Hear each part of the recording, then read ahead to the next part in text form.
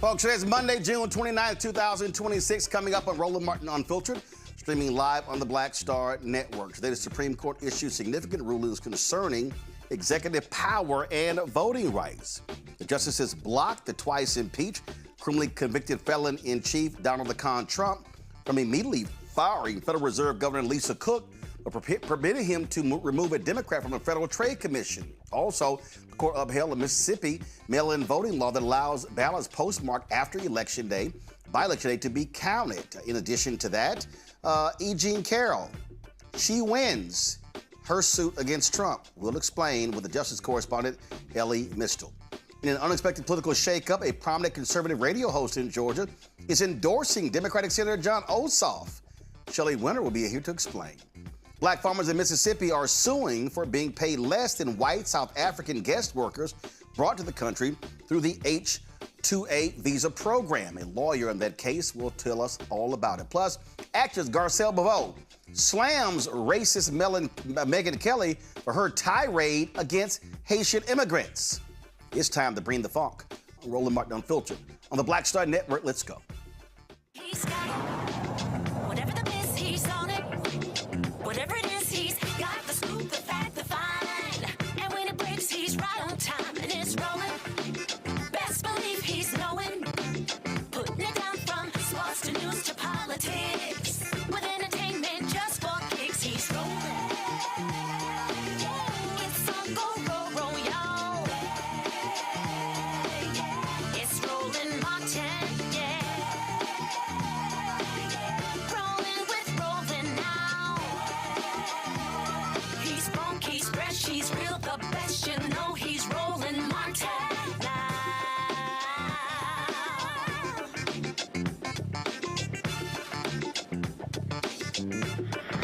Martin.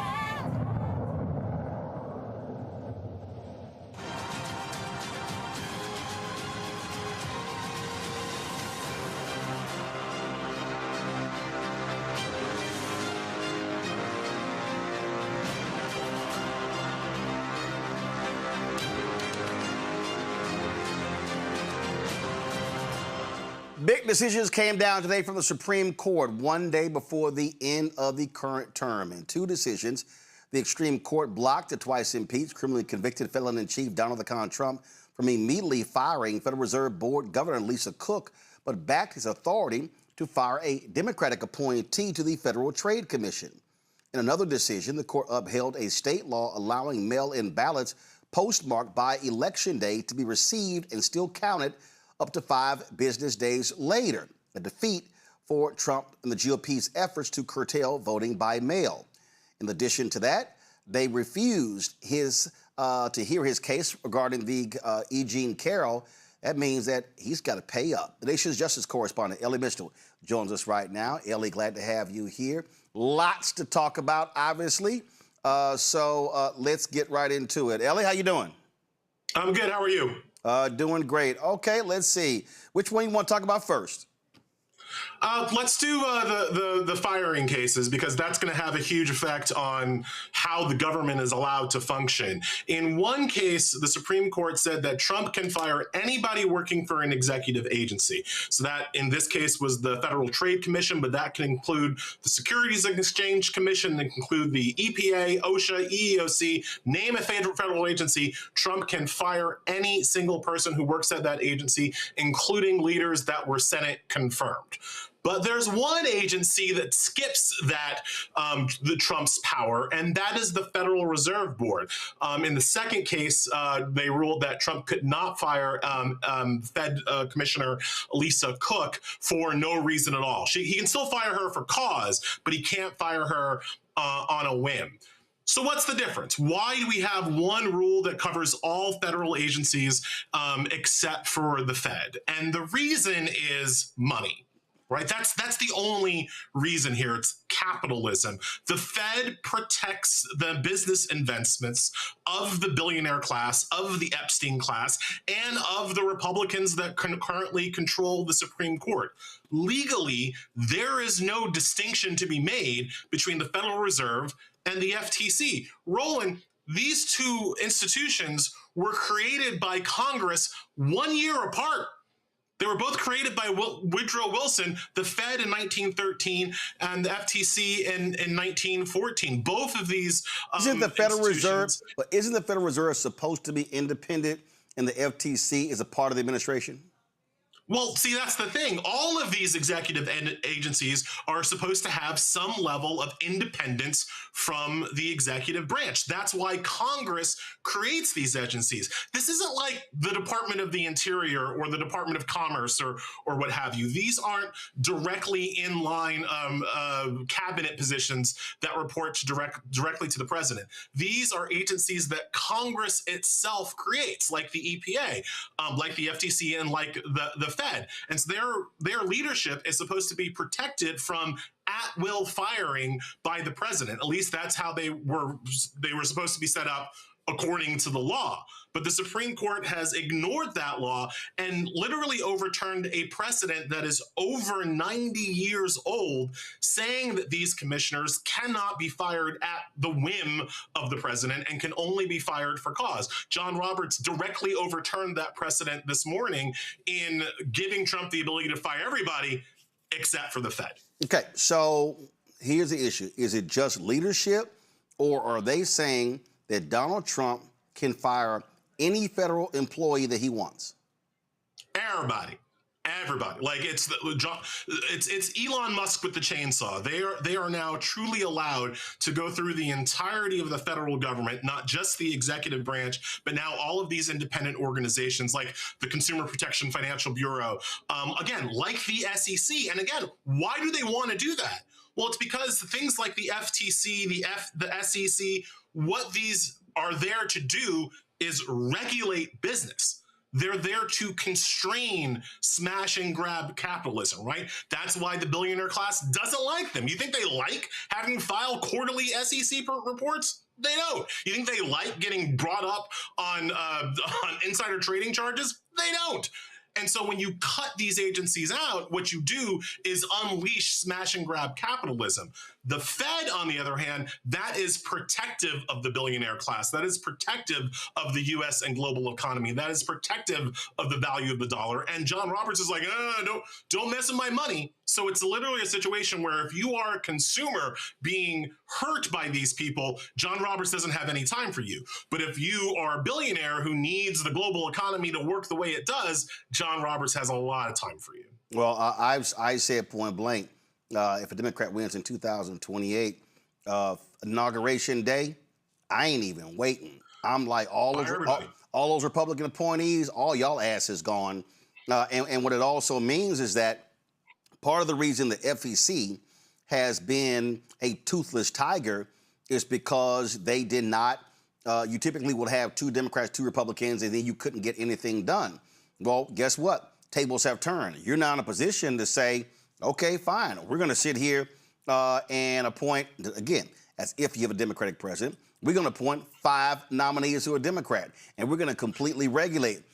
Listen, they hated Lena Khan, who was over the Federal Trade Commission. Mark Cuban was one of the folks who didn't want her reappointed if Kamala Harris won. And again, what this says is, okay, rules for y'all, rules for us. Roland, I would love to agree with you, and I certainly think that's what the Democrats should do. But have you met the Democrats? Roland, you and I could not get Joe Biden to fire the post office guy. I mean, Joe Biden wouldn't fire Louis DeJoy, of all people. And now we think the next Democratic president is going to come in and actually use this new power maximally. I would love to believe that was the case. But everything I know from the Democratic Party tells me that they are too weak. They are too candy-ass to actually use the power the Supreme Court has given Trump. To say nothing of the fact of a subtlety in the ruling, and this was from Neil Gorsuch in a concurrence, where he's basically saying that, yeah, this power swings both ways, but when the Democrats do it, we're just going to overturn the laws that these regulators pass, right? So it's a heads I win, tails you lose situation. If the Democrats come in and use their power maximally for the first time ever, I think Neil Gorsuch and the other Republicans will be waiting in the tall grass to knock down the regulations that those new people pass. We'll certainly see if that happens. All right, this mail-in ballot lawsuit, the Republican National Committee, they really wanted this to be thrown out. And what was interesting is they were actually opposing Mississippi when it came to this. And so here you had, and that's a red state. And what they were trying to argue is they were trying to argue that the Constitution says that all voting must take place on Election Day, that if a ballot was postmarked by Election Day and it came in later, you can't count it. The extreme court said, nope, sorry, Republicans, it stands. Yeah, this is actually a win for democracy, and one of the only ones we're going to get. 5-4, written by Amy Coney Barrett, of all people, with Barrett and Roberts joining the liberals. They said that Mississippi's law, which allows for the counting of ballots received up to 5 days after the election, that those ballots still must be counted. The case turned on this word election. The case turned on the word choice. The Congress is able to set, the federal government is able to set the date of Election Day, right? We all know it's the first Tuesday after the first Monday in November. But what constitutes making that choice? And according to Amy Coney Barrett and the majority, the choice is made when you fill out your ballot. When the ballot gets received, whether it's on Election Day or a couple of days after Election Day, that doesn't mean that your choice happened after Election Day. You chose by Election Day. The fact that the government didn't get your choice until later, well, again, that seems like a problem with the post office. And where the Republicans who were opposed to this really got hung up on was the fact that we already do this for military ballots, right? We already do this for absentee military ballots. If you are a soldier serving overseas in Iran now, based in Germany, wherever, you make your choice by Election Day and then you send it, and then the government has, 5-10 days before the ballot gets there, before that ballot gets to be counted, right? So that's how it's supposed to work. That's how it works in Mississippi. And that 5-4 is what the Supreme Court upheld. In dissent, Sam Alito really got hung up on this word choice. And it's not surprising to me that the same guy who overturned Roe v. Wade couldn't understand what the word choice meant. But according to Alito, he thinks choice doesn't count until the government sees your choice, which is a ridiculous way of understanding the definition of that word. But Alito and Thomas and the other people who dissented, that's what they got hung up on. But they lost. And so Mississippi's law stands. Now, to be clear, Mississippi can change the law anytime that it wants. If Mississippi wants to say that your ballot has to be received by Mississippi by Election Day, Mississippi can change that law, and there's nothing that the Supreme Court would do to stop them from doing that. But as it stands now, states that want to allow ballots to be received some period after they've been mailed, after Election Day, the Supreme Court says that is perfectly constitutional. Barely. And this, of course, was a major thing that Trump wanted to get thrown out because Republicans have been yelling, I don't understand, Election Day, you should know the winner that night. Yeah, it's this weird thing where people where Trump has trained his people to rely on instant gratification, right? They want to know the winner of the election right now. And the reason why they believe that is because, as we've consistently seen, mail-in voting tends to favor Democrats. That's not because of the nature of mail-in voting. That's because of the messaging that both parties give to their base voters, right? Republicans tell their voters, show up on Election Day, and so they all do. Democrats tell their voters, we're not going to just worry about Election Day. Show up early, vote by mail, vote in whatever way is easiest for you. That's the Democrats' line. And so it creates what Republicans call the red mirage, right? Where they seem to be winning early as the Election Day votes are counted. And then that lead gets smaller and smaller and smaller as you count all the votes. But my point to them is always, and I mean this truly in a nonpartisan way, we should want every vote counted if we're going to call ourselves a democracy. It's just good government to have people who want to vote, who are eligible to vote, who did vote, to have those votes counted. And if you vote before Election Day, that vote should be counted regardless of when it gets to the government in the mail, because when it gets to the government in the mail has nothing to do with you. It's not your fault that the post office is slow. It's not your fault if the post office can't get its act together. It's the government's fault. So the government should bear the burden of getting their chickens in a roost. And quite frankly, if you wanted to really get rid of the problem, have people be allowed to vote electronically. That'll be instantaneous, if that's really what you're asking. But of course, Republicans don't want to actually make it easier for people to vote. They want to make it easier to throw away the votes of legitimate voters.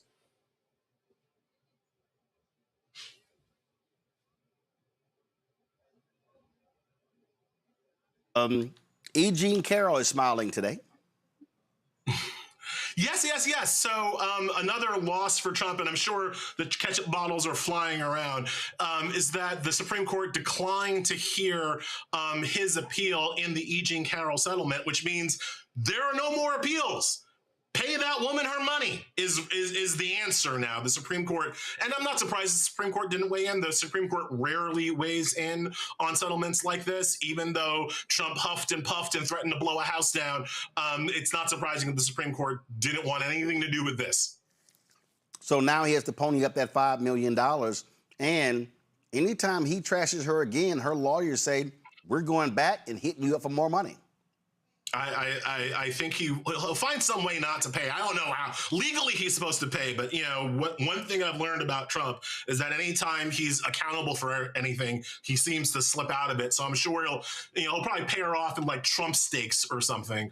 But yes, technically he is now on the hook for $5 million to that woman who he dragged through the mud, who he defamed, and who he adjudicatedly sexually assaulted. All right, Elis Mystal. Tomorrow's last Always day. tomorrow. No, and there's the one case that we're all waiting on. You know what that one is? Two huge cases. There are two huge cases coming tomorrow. Well, three huge cases coming tomorrow. One is about trans rights, and I think the court is going to be very harsh towards trans people in that case. Another is about campaign finance. I think the court is going to make it a lot easier for dark money to get into our electoral system. And then obviously the third case is birthright citizenship.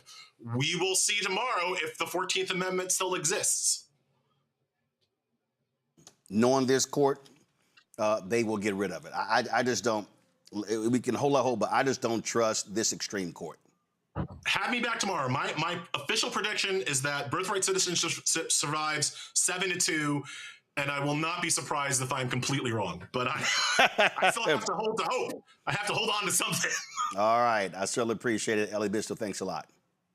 Talk to you later.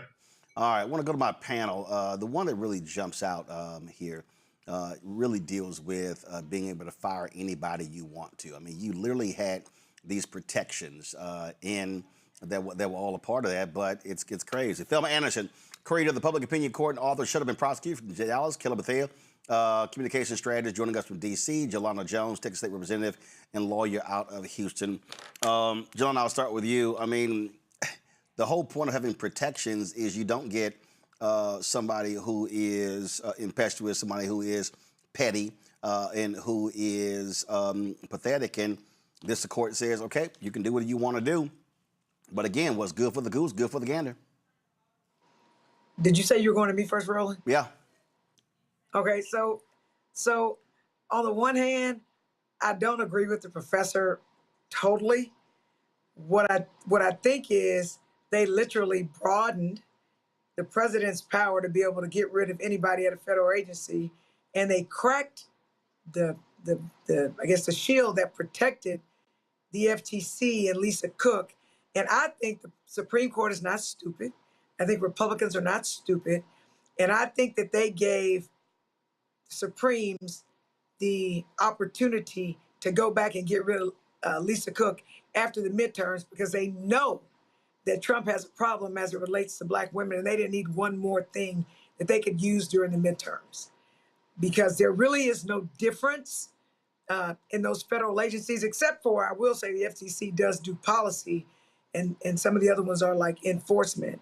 So I don't believe that saving Lisa Cook's position is set in stone, and the Supreme Court literally has given Trump a way to come back because he said, oh, the reason you can't fire her now is because you didn't do it for cause. What you're alleging happened before, and it's established precedent that it has to be for cause. But as he just said, they just wiped out over 90 years of precedent in expanding his powers to get rid of executive level appointees. So I think it was just a political thing. It was not legal. And I think they're waiting to go. Just like Roland, if you'll remember with the gerrymandering, the at first they said, yeah, we're going to keep it, and they kept it out. And a Trump appointee I was got one you. of the ones who said it. And then I told you, Roland, before that, oh, they needed that to get it up to the Supreme Court. They're literally going to get rid of voting rights. And that's exactly what they did. So I think it's a sleight of hand. I think it was a political management situation, Got it. not the law. And after the midterms, she's going to be gone. Kelly. I mean, that was a lot, right? It was basically just a litany of just how the Republicans and Trump specifically is going to steamroll over every American and their rights. But the message that I received from all of this is that the Fed gets a guardrail because the markets need stability, but everybody else is up for grabs. You know, workers, consumers, civil rights enforcement gets political whiplash every 4 years because you now are in a predicament where, depending on who is in one branch, you can, not just lose your job, but lose your rights, right? So what does that mean for us? What does that mean for Black people? We rely on federal government a lot more than our other racial counterparts. Why? Because pretty much everybody else has failed us systemically.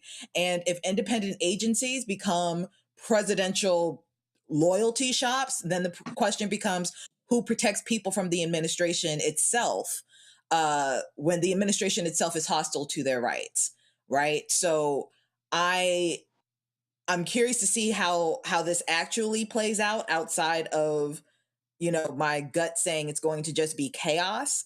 But at the end of the day, it just feels like they keep gutting the Constitution because they think that, the federal government has, way too much power, that government has way too much power. And the Constitution, in order to survive, in order to be effective, it doesn't require weak government. It requires accountable government.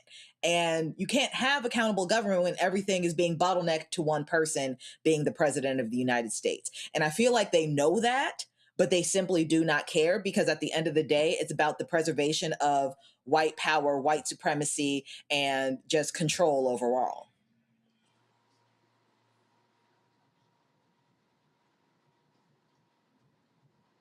Thelma.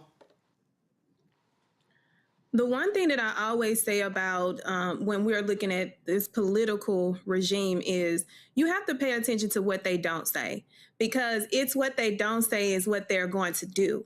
So when looking at this ruling and how they word salad us in order to try to hide their real motive, plan, and opportunity and their intent, which is a part of the Federal Rules of Evidence, if anybody wants to look that up, they literally said that you have to follow the law.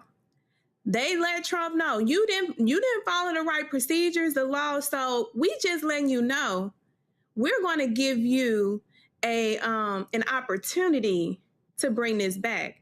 And if you notice, majority of some of the cases that have been ruled on have been on the backs of African Americans or minorities. So if that shouldn't tell anyone anything about how this country feels about people of color, it says it every time they make these rulings. And to say that the president literally can ignore the civics of this country is saying civics don't matter anymore. You can do what you want so long as you bring it to the Supreme Court and you allow us to come back and dictate and give you the green light. But we ain't going to show them how the light is green. We just going to show them that the light can be a little bit of yellow if you all do the right thing. And that's exactly what we're seeing. And to do this on the backs of a Black woman who actually is doing her job, that to me says more than anything about the security and the protections that we were afforded no longer exist. Well, we wait for the final rulings tomorrow, and then we'll see what happens. All right, going to a quick break. We come back. A surprising endorsement in the Georgia U.S. Senate race. A well-known conservative radio talk show host is backing the Democrat. We'll talk about that. Also, the GOP war on Black America continues. Actress Garcelle Beauvais slams Megyn Kelly for her racist attack against Haitian immigrants. We got that. A lot more. You're watching Roland Martin Unfiltered on the Black Star Network. All right, folks, let me tell you about Chapter. Now, if you're on Medicare or about to be, the system is not set up to work for you. Too much fine print, too many plans, and too many people making money off of your confusion. And look, we're used to this. We're no strangers to systems that don't have our best interests at heart. But we don't have to accept it when it comes to Medicare. That's why I'm telling you about Chapter. Their advisors are independent and honest. In fact, they're the only Medicare advisors that compare every plan nationwide. And they're focused on one thing: what works for you. If there's a better plan out there, they'll find it. If you're already in the right one, they'll tell you that too. There are no games. Just last year, people who switched with Chapter saved an average of $1,100. It's 20 minutes and a real person. It's completely free. My parents actually have already called. My mom sent me a text. Folks, give Chapter a call at 724-264-8281, 724-264-8281, and connect with someone you can trust. Folks, these are the kind of services that we need for our audience here at Roland Martin Unfiltered and the Black Star Network. So call Chapter right now, 724-264-8281. It's your boy Earthquake, giving Roland Martin something to do, because he don't know what to do. He from Texas. Ain't his fault.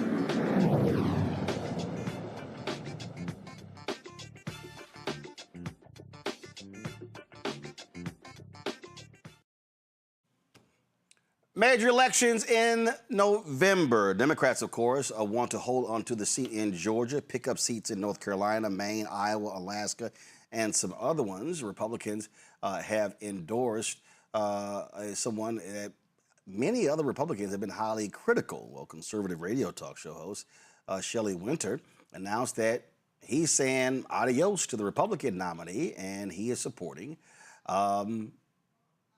incumbent Senator Jon Ossoff. Well, of course, remember, Republican Derek Dooley, he lost to Mike Collins. And they're, like I say, so folks are talking about this. So, okay, what the hell's going on? So Shelley joins us right now. So, Shelley, what the hell? All your Republican buddies, are they disinviting you from the golf course? Not at all. Good to see you, Roland. Not at all. I'm probably doing what thousands of Republican voters are going to do in Georgia, and that's split the ticket. It's been done before. It was done with Raphael Warnock when he won, and Brian Kemp won a gubernatorial race to Stacey Abrams. I was one of the people who did that, and it's probably going to be done again by thousands, hundreds of thousands of Republican voters, particularly moderate Republican voters. I like Derek Dooley in that primary. He did not come through. I'm not happy about Mike Collins. I'm not happy about the campaign that he ran. I'm not happy about the things that he wants to do. So I'm very happy to have endorsed Jon Ossoff. And then a couple days later, I exclusively had Rick Jackson on, who's running for governor, and endorsed him on the Republican side. So I'll be doing what a lot of Republican voters will be doing in Georgia, and that's splitting the ticket. So what's the issue with Mike Collins? Just don't like. I'm not for anybody going up to Washington saying that they're going to do whatever the sitting president and his party is doing. That's pretty much my issue. I'm not for that. It's just. It's not the way to do. You're supposed to go up there and represent us as Georgians, not the president necessarily. And whatever he wants to do is a blank check or automatic vote. So, and I'm also one of those Republicans. I was very unhappy with what happened to Thomas Massey. It's kind of me and my own personal wake up call to the Republican Party to come back home. To be a more moderate party and not this wackadoodle party that it seems to be becoming. So you're bothered by the fact that Collins announced that he would be a Trump sycophant and do whatever he wants? Pretty much, amongst some other things, which, tune into my show to find out. Have you heard from the Ossoff folks? Yeah, they were on my show when I endorsed them. I've had a great relationship with it's Ossoff, by the way, but I've had a great relationship with the Ossoff campaign. I've had a great relationship with his Senate office. We're in contact. He's a good representative of Georgians.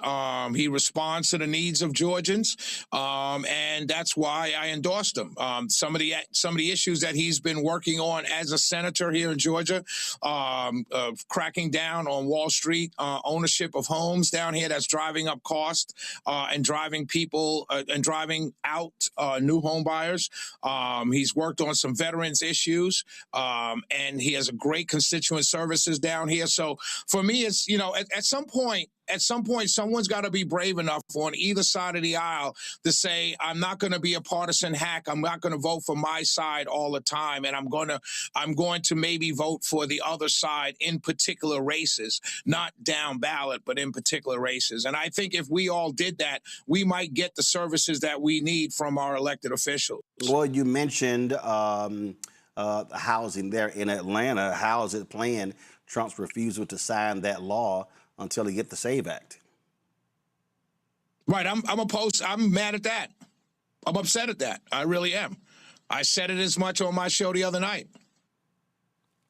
All right. Well, listen, it's going to be a whole lot seeing what happens. And last thing, the next time I'm in Atlanta, I'm going to come by your studio so I can show you how to do your phone right. So we ain't got them 2 black bars on the side, Shelley. So we can right. I'm sorry, man. Hey, I apologize for that. I'm happy. You know what? I'd like for you to show me. I would like for you to show me. I would like for you to show me that while we're on the golf course for NABJ. And Shelley, please call me so we can put this tournament together. Shelley, you don't want to be on the course. I'm gonna take your money, Shelley.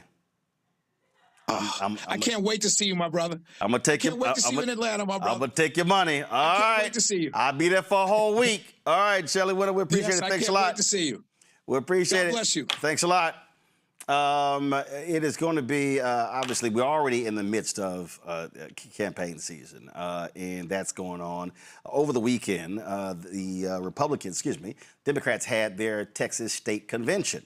Of course, it was all about focusing on trying to rally the base around their ticket. Gina Hinojosa running for governor, State Representative James Tallarico running for United States Senate. And I saw some chatter online. There were some people who were not particularly pleased with Tallarico's speech because he cited his family and the Texas independence from Mexico, when in reality, the Texas Revolution was over slavery. But we'll deal with that. But one of the folks who spoke is Representative Jolanda Jones, and she had the folks there a bit fired up, and it was a direct challenge to all of the candidates running statewide, saying, if y'all want to win, y'all had better focus, laser-like focus on black folks. Black Texans are heartbroken after 2 extraordinarily inspiring, qualified black women, Vice President Kamala Harris and Congresswoman Jasmine Crockett, lost. With Congresswoman Crockett's loss, there are zero, zilch, nada black statewide candidates for the midterms. Black Texans are hurt, angry, and discouraged. You can clap, it's the truth. Ignoring that reality won't make it disappear. Telling us we have to vote Democrat won't motivate us to vote.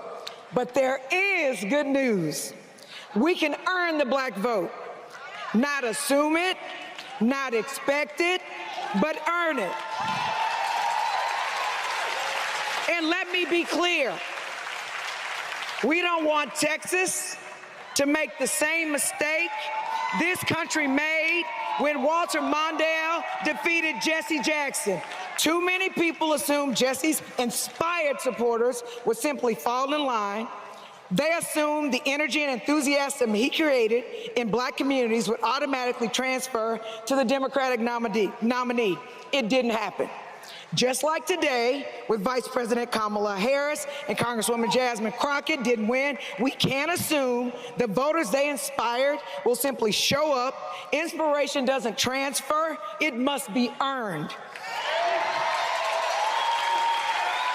So the question is simple. Are we smart enough, Texas Democrats, to learn from history? Will we invest in Black Texans and earn the Black vote? Or will we take Black voters for granted and wake up after Election Day with a big L? The 18 Democratic members of the Texas Legislative Black Caucus represent, for the most part, more than 90% of Black Texans. We know our communities, and we've earned their trust. But trust alone does not make people vote. The members of TLBC know our communities. We know our pastors, our county and precinct chairs, our neighborhood leaders, our organizers, radio shows, newspapers, podcasters, social media influencers, and the Black thought leaders, political consultants, and pollsters who actually make Black voters go to the polls. Radio costs money. Digital costs money. Organizing costs money. GOTV costs money. So if you know and you appreciate that you need us and you respect us, if you trust us, invest in us, work with us, not around us, and together we can deliver victory. There are, okay, all right.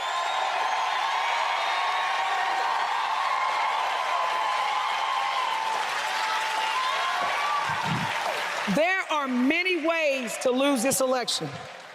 There is one clear path to victory. That path runs through Black Texas, not by talking at Black voters, but by listening to Black voters, not by taking Black voters for granted, but by investing in Black communities. The road to turning Texas blue runs through Black Texas. So I'll leave you with this. Be bold, be brave, tell the truth, have the courage to have the conversations that make people real uncomfortable, and do the things that need to be done to get out the vote. Because I believe if we do that, Texas Democrats, that Texas can change and that Black Texans are ready to help lead that change. Okay. Let's invest boldly. Let's organize bravely. And let's turn Texas blue. Because trust and believe, on my mama, the road to blue goes through Black. Thank you. All righty. First off, Yolanda, why you take off your jacket? Dude, you didn't say I had on a jacket. Like, were you trying to sit here? Like what? You trying like a preacher? Dude, I had on a Jesse Jackson T-shirt from Rainbow Push. That's why I took it off. Well, first of all, the T-shirt was purple, right? It was black, so we couldn't tell what the hell it was. I was like, what is she taking her jacket off for? Like for dramatic effect? All right. I wanted for people to see since I used the Jesse Jackson example. Okay, all right. See Jesse? Yeah, now we can make it out. It was like this Jesse. So we're about to have the Jesse effect. Okay. That's what it was for, sir. Got it. Next time wear a white T-shirt so we can see the brother. Anyway. They didn't have no white T-shirts at Rainbow Push. You can't find something. Yeah, I'm like, even I saw the first two times, I'm like, why is she taking her jacket off? Anyway. Acting like the elder. I'm just right. I'm like sitting there like, okay, like dramatic effect. All right, anyway, after you gave your speech, what was the dialogue and what is your honest assessment of right now? Here we are at the end of June. You've got 5 months left. The primary was over in March. We knew exactly who the U.S. Senate candidate was going to be, Tellerico. We knew that Hinojosa was going to be the gubernatorial candidate. And so now we know with the ticket in terms of the other statewide races, Attorney General, Lieutenant Governor, Secretary of State, those races. So, okay, where is this party when it comes to doing something and reaching out to the group of voters that represent the largest group of black voters of eligible black voters of any state in America? So we go see. I reached out to Tallarico in March. He has not wanted to have that conversation with me. So, you know, you can lead a horse to water. You can't make him drink. But I can tell you that I prayed, Roland, before I gave the speech because they wanted for me to give like a rah-rah inspirational speech. And I just didn't think that that needed to be said. And I wanted to let the Texas Democratic Party know from the main stage that they got a black problem unless they fix it. And I've learned that Tallarico controls the Democratic Party because he is the highest, he's at the top of the ticket. And since he won't listen and he hasn't responded and he's ignored people and he's told people that he's working with black electeds and he's not for the most part, I just wanted to say it. I fully expected that black people and black delegates would understand. What really surprised, and I was prepared for white people to be angry at me because of white fragility, white privilege, and they always want to blame stuff on us and want us to be Captain Save-A-Ho for the Democratic Party all the time. I was seriously surprised that I got all of the ovations that I got standing up. So that was, I like that. I will say that there were some outlying white folks who were really upset and basically said that they took that I was saying we were going to hold the black vote for granted. That's not what I said. I said there are things you can do, Texas Democratic Party, to get black people to roll with you. Now, do I think that Tallarico's refusal thus far to engage black electeds and the black infrastructure has put him at a disadvantage? Absolutely, because there's not a lot of time to try to rally us. But we actually had a meeting today, Roland, early today, where black people, black thought leaders, elected officials from Dallas and Houston met, and we are getting together and we're going to stand together. And hopefully Tallarico and the Texas Democratic Party will see that and they will listen to us because Tallarico has given out money to white GOTV organizations and white infrastructure, and Hispanic infrastructure, but he's not giving it to black infrastructure. And so either they'll listen or they won't. Again, even though I knew I could lose votes, I did it anyway, because sometimes in life you got to pick a side, and I need to know if the Texas Democratic Party is going to pick our side. I did speak with Kendall Scudder, the chair of the Texas Democratic Party, and he told me he would be meeting with me. Again, meetings do nothing if we don't have action into it, but I have already told them, Roland, they need to pay for black infrastructure. They need to pay for media with you and not just CNN, and other people like you. I've told them that we have people like using hit strategies with Terrence Woodbury, who no one polls black people better than him. We don't want no white pollsters. They don't know how to poll us. And for the most part, I've told them it takes money to get the vote out, right? Inspiration doesn't get the vote out.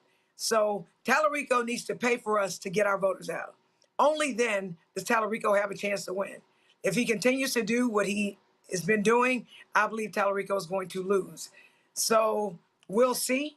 Tallarico's campaign has not reached out to me, even though the most talked about speech from the Texas Democratic Convention, from what I see on social media and from what I hear, is the speech that I made, because that's the big elephant in the room. Because again, Tallarico and everybody statewide and the Democratic Party has a black problem, whether they acknowledge it or not. And inspiration is not going to get us to the polls. One of the things that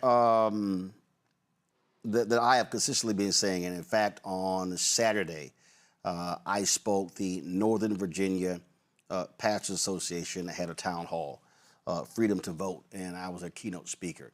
And I made that point that the bottom line is we're not interested in being sharecroppers. We're not interested in tilling the soil, and that the reality is the money has to be put on the ground. And even though Texas is an expansive state, huge state, 254 counties, there's a lot of ground to cover. Everything can't be done just by putting ads on television. And the reality is, we had Ashley Etienne on the show. the other day. It was an op-ed. He was there today, Roland. It was an op-ed that she wrote in Houston Chronicle talking about lack of black turnout in last two senatorial races, presidential races as well. And same thing when about putting resources on the ground. At the end of the day, what I keep telling these candidates, point blank, is that the math is the math. The further you get away, as every day progresses, as you move forward, you're further away from the civil rights movement, and as each day progresses, you're losing baby boomers, people who came of age or who were in their, who were 18, 19, 20, in the 20s and 30s during the 1960s. And if you look at the data is very clear. 65 plus voters, black, significant numbers identify as Democrats. You go 55, 64, still a big number. You go below 54 years old, that drops. And I have been saying for years that Democrats are going to have to spend a minimum 4 times as much time and 4 times as much money than they normally do in order to reach black voters, because black voters are not as self-identifying as we used to. And I don't know what the hell these white Democratic strategists are smoking or sniffing, but they don't understand the real world in black America and black Texas. But Roland, in Texas, it's not just the strategists. It's like the white Democrats. I had one of my white supporters be very upset. She texted me and was very upset because she thought I was threatening to withhold the black vote and that a really bad man, Paxton, was going to win. And I told her I'm not threatening anything, but I also told her, you literally cannot shame us into voting for Tallarico if he won't even, when he needs us, come and speak with us and listen to our issues and develop a strategy to address our issues. And so to say, what are you going to do? Like vote Republican? Like they don't think we have a choice. They think that we have to vote for Tallarico. But what they understand is the couch is actually a choice. And we've seen it since Obama ran in 2008, 2012. You have seen a drop. You have seen a drop in black voter participation in every election. It's right there in the numbers. I don't know what the hell they're looking at, and it's there in the data. I don't understand it. But you know what I told her, Roland? I literally said, let me be clear. I have an option not to vote for Tallarico. I can go vote for who I want to vote for, and I can literally skip that race. And Tallarico needs our votes. But I also told her, what I'm going to need for you not to do, you literally are turning people away from the Democratic Party. You are purporting to speak for Democrats. The second you go tell somebody you don't, basically you too dumb to know how to vote, like you're making a bad decision, it's our fault being black people's fault, that Republicans are winning, blah, blah, blah. I'm like, the second you move your mouth as a white person, in this case, a white woman, to go and complain about what black people don't know, what they can't do, how stupid they are, why we're stuck in the situation we're in, to a black person, I doubt very seriously whether the black people agree with you. Some might push back. Some just won't say anything and be like, she crazy. And when you tell me I'm stupid and you tell me to do something, I'm going to do just the opposite. And so I told her, the second you get ready to move your lips to tell a black person how dumb black people are, I promise you, whether they tell you or not, you are hurting yourself. We ain't listening to you, and you're pushing people farther and farther away from the Democratic Party. So interestingly, and I was pleasantly surprised that she understood, because I told her, you need to listen to what I'm saying and not be defensive, because I agree with you. Paxton is terrible. If Paxton is a senator, things will be really bad. But I told her at the end of the day, regardless of whether Democrats are in office or whether Republicans are in office, black people always get the worst end of everything. And even when there's prosperity, black people always receive the least amount of prosperity. So for us, it doesn't matter. And it's like, we damned if we do, if we damned if we don't. So if the point is to tell us to put us down and not actually listen to us, like you're the boss and you know what's best for us, i.e. white man's burden, then you're pushing us away. We're not going to vote for you. And if you can either receive that and try to learn from it and try to learn from the Black perspective or not. But you better start listening to us, because the guaranteed votes that we used to give y'all, we just not giving y'all no more. And ain't nothing you can do to make us think it's our fault that we in the situation we in. Because the truth is, white progressive women put Trump in office over their own Hillary Clinton, which started all this. So you really need to be talking to white progressive women. Thelma, again, numbers do not lie. And it's very simple. Why did Republicans do as well in the last election with Latino voters? Mm-hmm. There was a massive investment reaching those voters. That was an early investment. See, I'll never forget, the Republicans were running ads on Black radio in key markets, Detroit was one of them, that included attacks on Biden-Harris with regards to trans rights. Now, whether you support or don't, it doesn't matter. Understand the strategy. They were appealing to Black voters who are church-going voters. That was in March. And I remember sending a text message to leaders in the campaign. And their deal was, man, it's not showing up in our research. And I was like,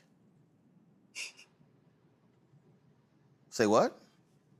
So then you go to April, May, June, and then you go to the fall.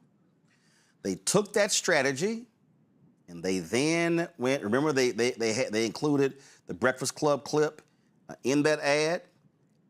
I was in multiple battleground states. Those trans commercials were running in every football game. I think one of the states, I cannot remember, I literally saw the commercial 6 to 8 times during halftime alone. And I was going, if y'all think this is not going to have an impact, y'all are crazy. So what is my point here? The point here is this here. This is the data. Racial gaps in turnout, they are increasing.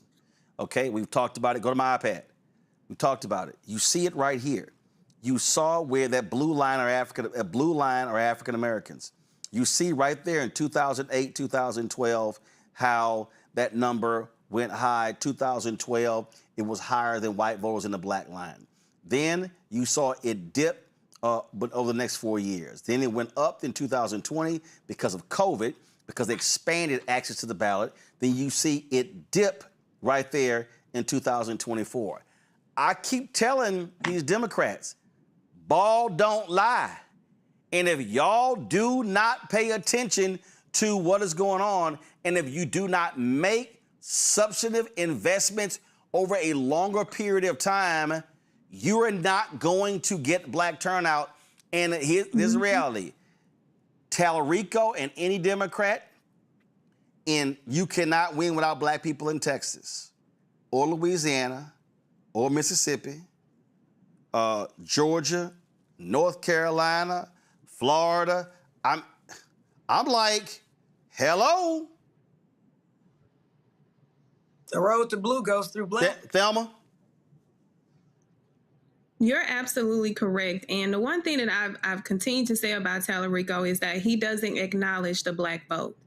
And he only acknowledges the Black vote when he needs it.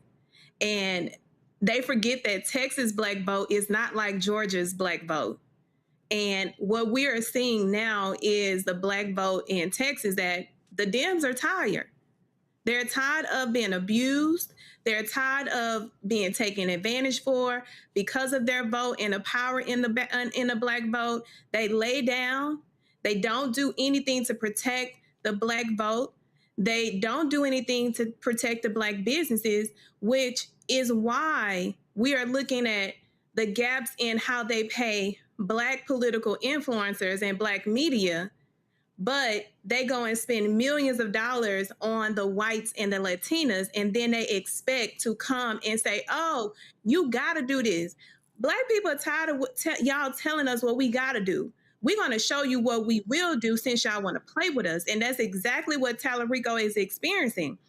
What we're seeing now is Tallarico's past, when he made these misrepresentations on 2 Black candidates, and he refused to speak on Black issues, but you want the Black vote. You don't want to spend money with the Black vote, but you want to spend money to attack Jasmine Crockett because y'all can't read, or y'all lack the fundamentals of actually reading with purpose. But that's not a Black problem. That is why he's struggling to reach the Black vote, and he's running out of time. He's running out of time. And one example I will leave people with, because this was a recent election, the reason the mayor in New Orleans won against 2 Black candidates in one of the Blackest cities in this country is because she knew how to energize the Black vote. She enriched her campaign with the most qualified Black people or people of color in New Orleans, and she won big. So if anybody should be taking a page out of how to reach the Black vote, he needs to be contacting her and also utilizing the Black representatives and political strategists here to understand you are running out of time, and time is not on we don't care, because we're going to do what we need to do. But we're going to stop with y'all using our vote to try to demonize us, because we are putting y'all on the clock and making y'all do y'all work. Kelly, and again, I'm just going based upon what I've said on the show previously and what I've said to candidates directly. Every day that you wait is a day that you've lost, that you can't get back. And the reality is, from the moment the primary ended, it should have been, to me, and I'm not talking about just Texas. I'm talking about all of these places where Democrats need to win. And every day it has to be, how are we hitting the pavement? What groups are we touching? How are we reaching them? What are the constituents? What specifically, how are we communicating with Black men? How are we communicating with Black businesses? How are we communicating with Black evangelicals? How are we communicating with Black activists, social groups? There has never been, but there is no monolith. And what people have to understand now, that Black voters are just as fragmented as other groups. I will never forget. As a matter of fact, y'all find, you probably can't find it right now, but go through our stuff from Georgia. And that was, I forgot which town we were in. This was in 2022, and it may have been Jonesboro. I cannot remember. There was a Black woman who owned a cafe, Kelly.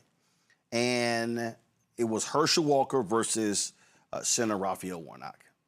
And everybody kept talking about reproductive rights. And this sister said, listen, I'm a woman.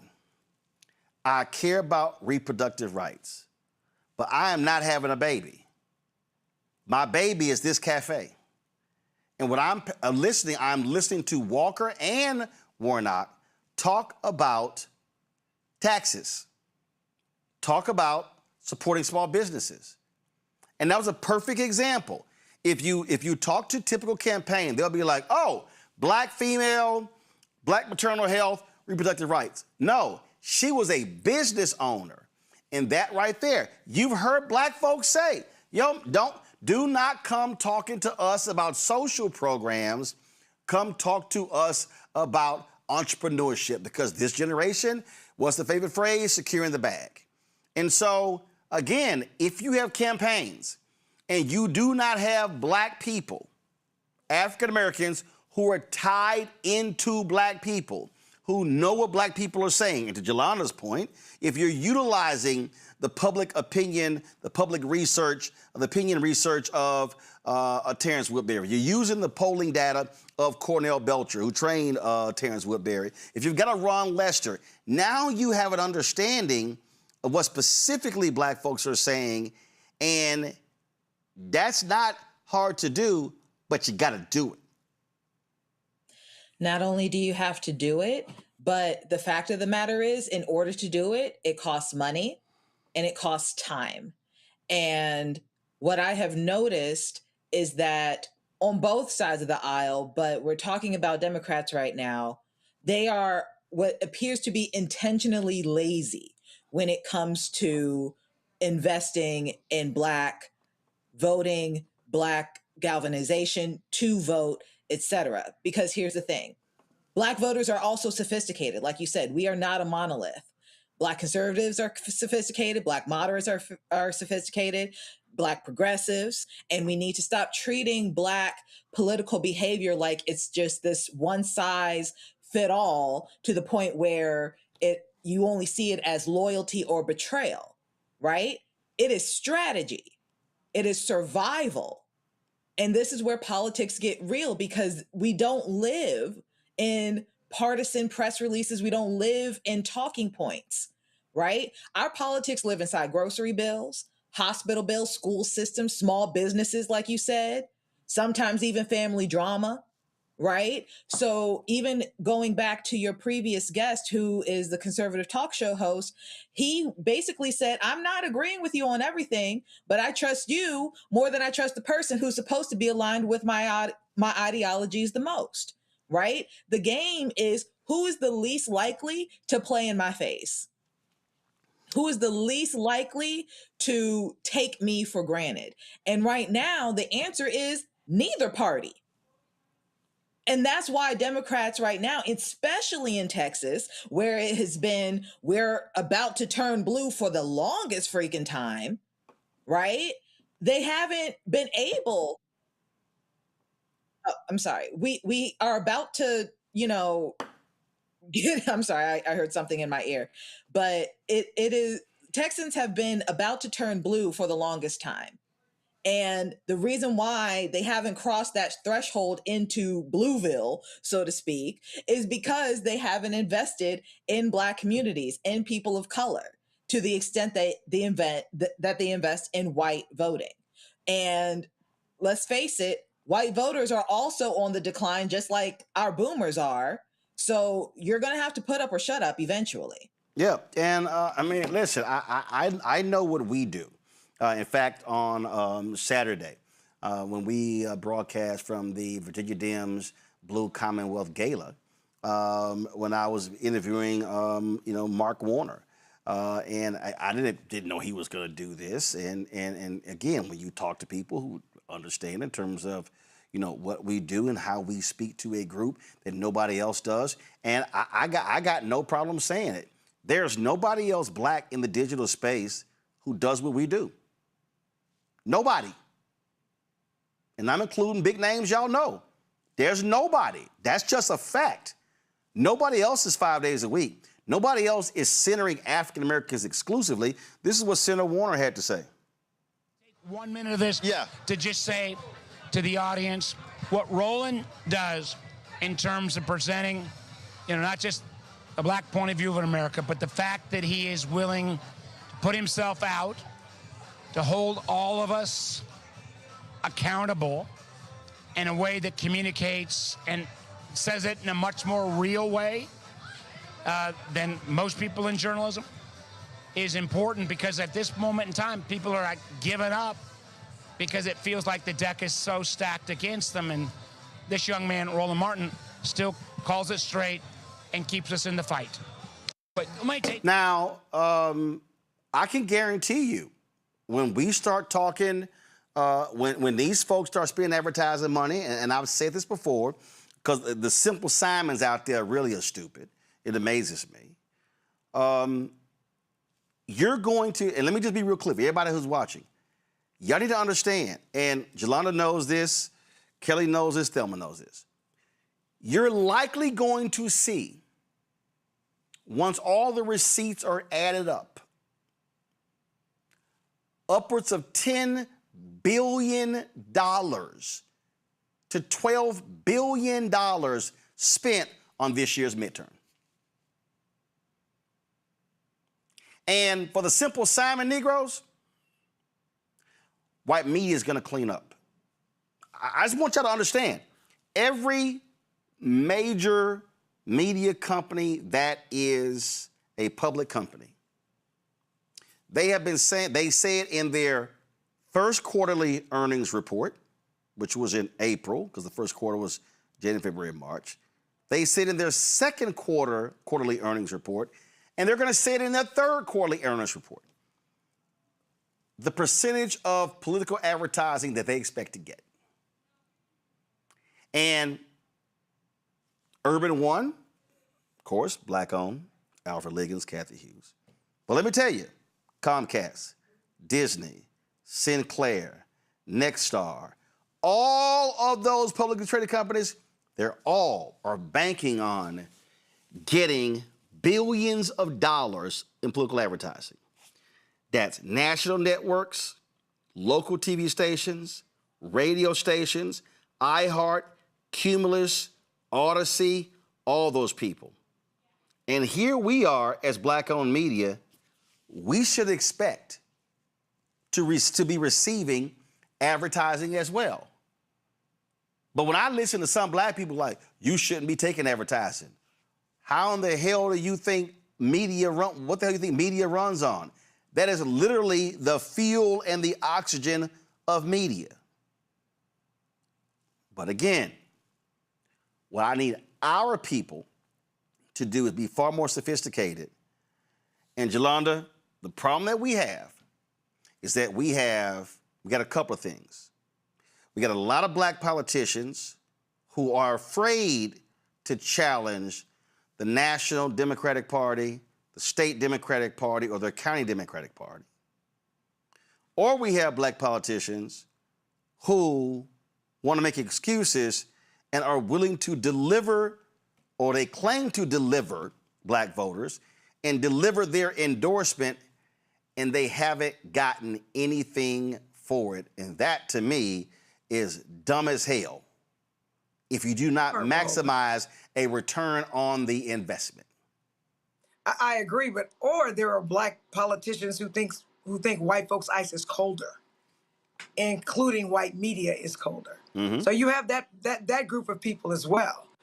But what I mean, in our meeting today, like, people don't understand. I'll give you an example. In 2022, when I was running, and it was the first time I was actually able to raise money, right? And so I was able and learned about things that I had no idea existed. For example, on the morning of Election Day, my campaign manager, Dallas Jones, called me and said, Joe, I need for you to sign a check for $46,000. This is on Election Day, about 11 o'clock in the morning, polls closed at 7. I was like, $46,000 for what? He was like, Joe, there are people who we know love you and they have not voted yet. And we only have until 7 o'clock. So we have got to touch those voters. We don't have a lot of time. And there is a company that can touch them. You have the money, Joe. Sign the damn check. I signed the damn check, right? So I think that people presume that just because somebody wants to vote for you, if they like you, they're going to come vote. People have lives and they're struggling in those lives. And so even with you, Roland, for example, when you came here and you delivered, you came here for the Super Bowl, you actually had a whole team. That cost money. You had to film from a place or whatever it's called. That costs money. And for whatever reason, they don't appreciate what you do. And I will tell you this, when I started being on your show for CNN and MSNBC and all that stuff, let me be clear, I had more black people come to me and say, I saw you on Roland. I love me some Roland. And I'll also say, I know for a fact, Roland, and I don't think people appreciate this. If people pay money for something, they're invested in it. People pay you for you to be able to stay on. Those are people who actually swear by everything that you put on because they appreciate it. And I say that to say this. If people need black people to get elected, why in the hell would you not go to people that people pay money to get them to stay on TV? And so I just think that we are colonialized. We think white folks' ice is colder. We don't value our stuff. And they think if we do offer the same thing as white people, that the value of our stuff is less. It costs less. And it's a problem.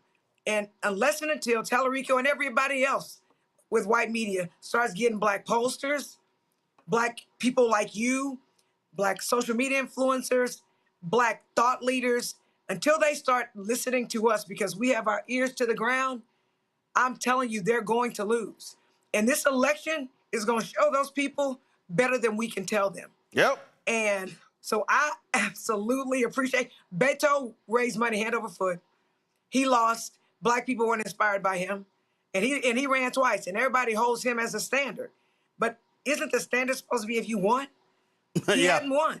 All right, he hadn't won. Yep. And they can, and Tallarico, okay, you ain't won yet. And trust and believe, come November, if you don't win, you're gonna be an afterthought as well. You raise a whole bunch of money.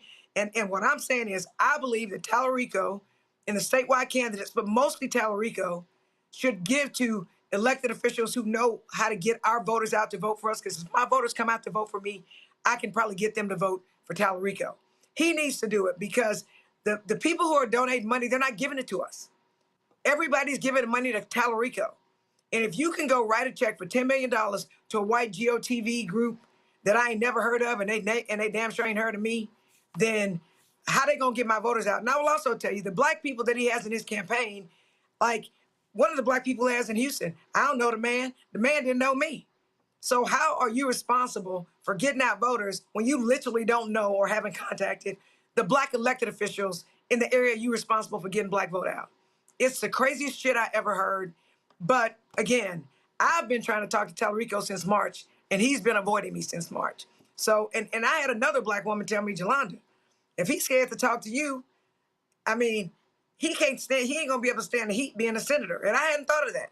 And I said, you know what, you're right. If you are too whatever to have a tough conversation about what the real issues are so that you can get the real black voters out to vote for you, then that's a problem. Because you don't know what's best for us, and you telling your little stories about how your mother suffered and was a single parent and all this stuff.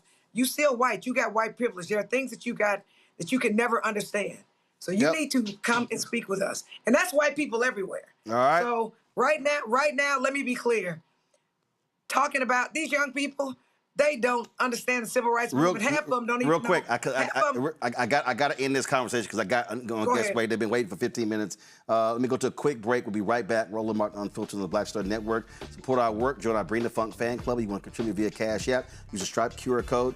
You see it right here. You're listening. Go to blackstarnetwork.com. That's for credit cards as well. Checks and money order. Make it payable to Roland Martin Unfiltered. P.O. Box 5196, Washington, D.C. 2003-790-196.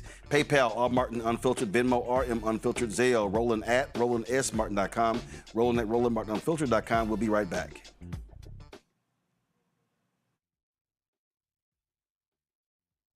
Or about to be, the system is not set up to work for you. Too much fine print, too many plans, and too many people making money off of your confusion. And look, we're used to this. We're no strangers to systems that don't have our best interests at heart. But we don't have to accept it when it comes to Medicare. That's why I'm telling you about Chapter. Their advisors are independent and honest. In fact, they're the only Medicare advisors that compare every plan nationwide. And they're focused on one thing: what works for you. If there's a better plan out there, they'll find it. If you're already in the right one, they'll tell you that too. There are no games. Just last year, people who switched with Chapter saved an average of $1,100. It's 20 minutes and a real person. It's completely free. My parents actually have already called. My mom sent me a text. Folks, give Chapter a call at 724-264-8281, 724-264-8281, and connect with someone you can trust. Folks, these are the kind of services that we need for our audience here at Roland Martin Unfiltered and the Black Star Network. So call Chapter right now, 724-264-8281. My name is Lena Charles, and I'm from Opelousas, Louisiana. Yes, that is Zydeco capital of the world. My name is Margaret Chappelle. I'm from Dallas, Texas, representing the Urban Trivia Game. It's me, Sherry Shepard, and you know what you watch. Roland Martin on Unfiltered.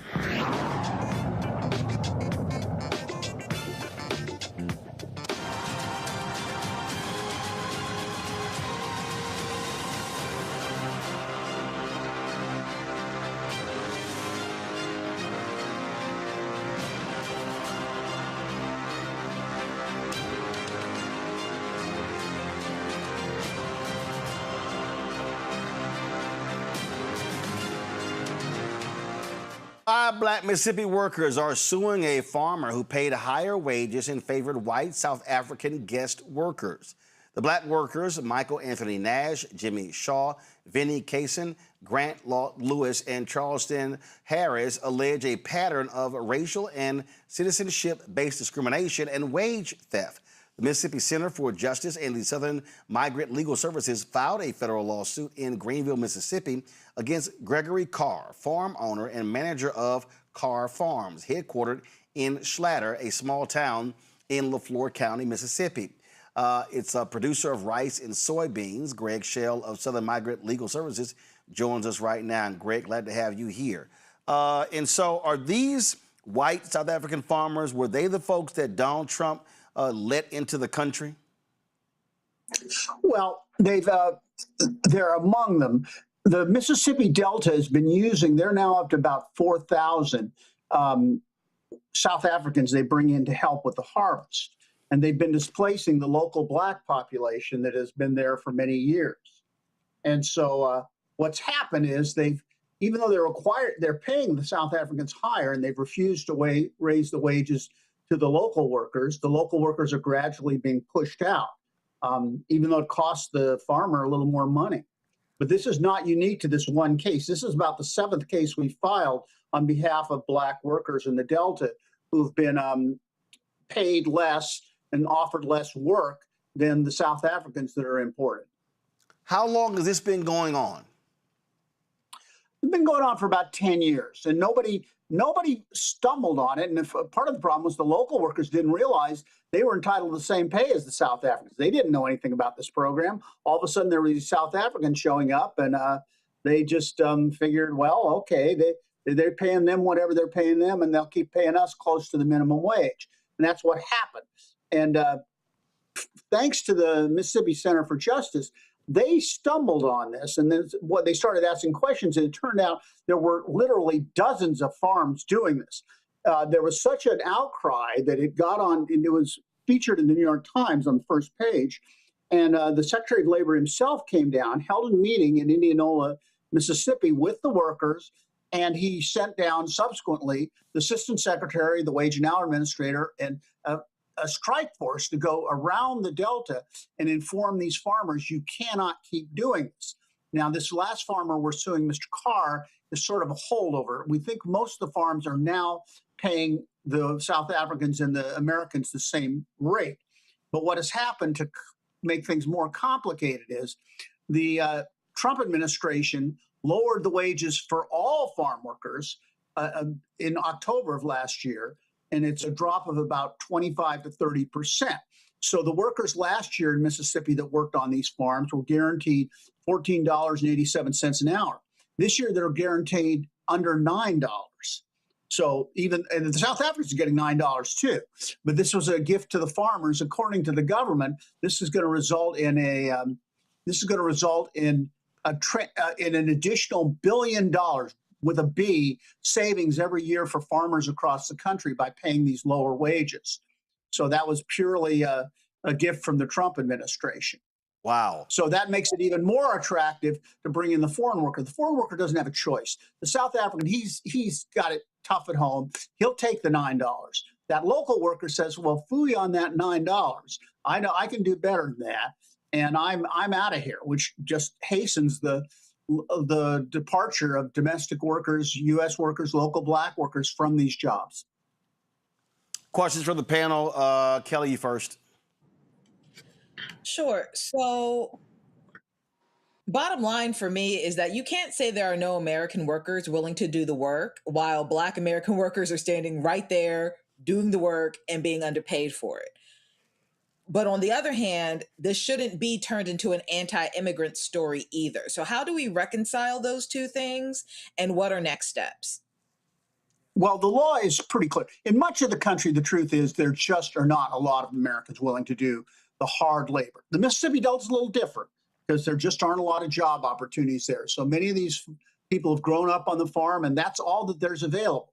So the law is very clear. You have to hire any American who applies first. You got to hire him first. And if you do hire a foreign worker, because you didn't get enough Americans, you have to pay the domestic worker at least as much as you're paying the foreign worker. The law is clear. It's been there for 50 years. It's no change. But what has happened is this got introduced into Mississippi, and nobody checked. The Mississippi Labor Department didn't check. The Mississippi state government didn't check. And frankly, those of us who are advocates didn't check until the Mississippi Center for Justice sort of stumbled on this. And then they started asking around for more and more people, and they found out, gee, this is widespread, which is frightening. But now we found other problems out there as well. The local workers also, now this particular farm, in order to save further money, is treating everybody as an independent contractor. In other words, you get a 1099 rather than a W-2. Now, that sounds pretty good. You get a little more money in your paycheck. What it does mean, though, is that you're going to owe a bunch of self-employment taxes at the end of the year, and you're not going to get any credit for Social Security, and you won't be covered by the workers' compensation insurance because you're not an employee. And so that's been another thing we found, that apparently, according to the farm and their accountant, that's common out there. The local workers simply are treated as independent contractors. And so when they get old enough and either disabled or reach old age for Social Security, they find little or no money in their accounts. And they either get little Social Security or get nothing at all because nobody's ever paid it in on them. It's a different world in the Delta. It's about, we used to see this elsewhere in the country 40, 50 years ago. The Delta seems to be stuck in a time warp. Thelma? Good evening. One question that I had, I'm glad you spoke on it, because a lot of people don't understand how, and can you explain, how were they able to get away with making Black Americans work under an independent contractor status, but the immigrants were being classified as employees? That to me makes no sense, but I understand the legalities of how and why they would do it to African Americans opposed to following the law.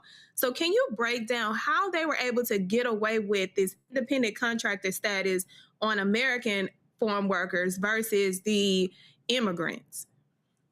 If nobody checks on them, nothing changes. And if you recall, Mississippi was famous for what they did with, remember Brett Favre and the volleyball court they built at University of Southern Mississippi for his daughter with monies that were supposed to help poor families, many of them in the Delta. Mississippi has not been at the vanguard of protecting the poor citizens in its within its borders. And so, again, nobody said anything. And the local workers, they don't know. You see, this also is reflected in unemployment compensation. If you're an independent contractor, there's no unemployment compensation for you. And if you look at the data, the counties in the Delta, the participation in unemployment compensation is extremely low. Of course, that's even with the tiny benefits. In Mississippi, the most you can get if you're unemployed, even if you're Donald Trump's salary, the most you can get in a week for unemployment compensation is $235. But even that money is being denied to these local workers because they're not on the payroll. They're independent contractors. So when the work ends at the end of the harvest and those winter months come, there's no money. There's no unemployment compensation. Jolanda? The first thing I want to do is thank you for suing, right? Because the courthouse makes people do things. But what I see is that they would rather pay white immigrants from South Africa more money than paying Black people. So that's just like anti-Blackism. They can't stand us. And then once they got called on it, now they're willing to even pay the white people less because they don't want to pay Black people. So my question to you is, what do you think the outcome, the ultimate outcome of this lawsuit is going to be? And do you think that it is going to be helpful to Black workers in Mississippi? Well, we've filed, as I mentioned, first of all, you should know that it's even worse. Not only do they pay the South Africans more, they pay them an average of nearly $1,000 each worker from South Africa to pay for their expenses to come over here. So they're paying that money on top of everything else. But the question is, will we be successful, and how can we change this? The other cases, like most cases in court, have settled, some of them for a good amount of money, because they realize they're wrong. And we're fortunate we're going to trial in Greenville, Mississippi. Greenville is one of those rare jurisdictions in the South where the jury pool is going to be probably majority Black. And we've asked for a jury trial. We think that it won't be hard for us to explain to the jury what's going on here, that we think they'll figure that out. There are so many examples, and one of our claims is a racial discrimination claim. One of the things that was striking was they pay the white workers also. There are a few local white workers. They pay them as independent contractors too, but they do something very special. When you're an independent contractor, you have to pay roughly 12% self-employment taxes to make up for the fact that there's no Social Security, no FICA being paid on you. So you pay that tax because you're an independent contractor. For the white workers, the farm paid, the white worker would come to the farm and say, I owe $6,000 in self-employment taxes, and the farm would write them a check. Didn't do that for any of the Black workers. Now, some of them, the IRS hasn't caught up with them yet. A few of them they have, and they've gotten letters from the IRS saying, where's the money? And they say, well, I don't know. I don't think I was an independent contractor. These are not independent contractors. They work for a wage every day. They're given direction. They're just like any other employee. This was just a way for the farm. The farm said, we asked the farmer, well, why do you do it this way? Well, 30 years ago, I talked to my workers and said, would you rather be paid without any taxes coming out or not? And they said, we'd rather have no taxes. And so since it was okay 30 years ago, I figured it's okay today. And again, that consequences of Social Security, what we're seeing in the Delta is all these older, retired, former farm workers from the Delta are either getting tiny, tiny Social Security checks or not any checks at all because they don't have enough credit. If you look at their earnings record, they've worked 50 years in their lives, but if you look at their earnings records with the government, only a small part of it shows up because much of the work was done as independent contractors off the books as far as the government's concerned. All right, Greg Shell, keep us abreast of what happens next in this case. Will do. All right then, folks. Got to go to a break. When we come back, we'll have Black Star Network headlines, and of course, we will talk about Garcelle Bouveau, who, let's just say, she had a few words for Megyn Kelly in her racist attack on Haitian Americans. You're watching Roland Martin Unfiltered on the Black Star Network.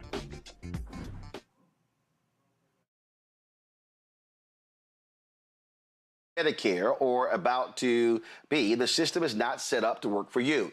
Too much fine print, too many plans, and too many people making money off of your confusion. And look, we're used to this. We're no strangers to systems that don't have our best interests at heart. But we don't have to accept it when it comes to Medicare. That's why I'm telling you about Chapter. Their advisors are independent and honest. In fact, they're the only Medicare advisors that compare every plan nationwide. And they're focused on one thing: what works for you. If there's a better plan out there, they'll find it. If you're already in the right one, they'll tell you that too. There are no games. Just last year, people who switched with Chapter saved an average of $1,100. It's 20 minutes and a real person. It's completely free. My parents actually have already called. My mom sent me a text. Folks, give Chapter a call at 724-264-8281, 724-264-8281, and connect with someone you can trust. Folks, these are the kind of services that we need for our audience here at Roland Martin Unfiltered and the Black Star Network. So call Chapter right now, 724-264-8281. Melanie Campbell, National Coalition on Black Civic Participation and Black Women's Roundtable. And we are watching Roland Martin Unfiltered all day, every day, 24/7. Spread the word.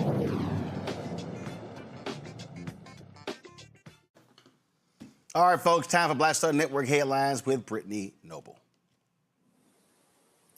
St. Louis Metropolitan Police say a 10-year-old boy is being charged with first-degree murder following a shooting that killed a 7-month-old girl in North St. Louis City.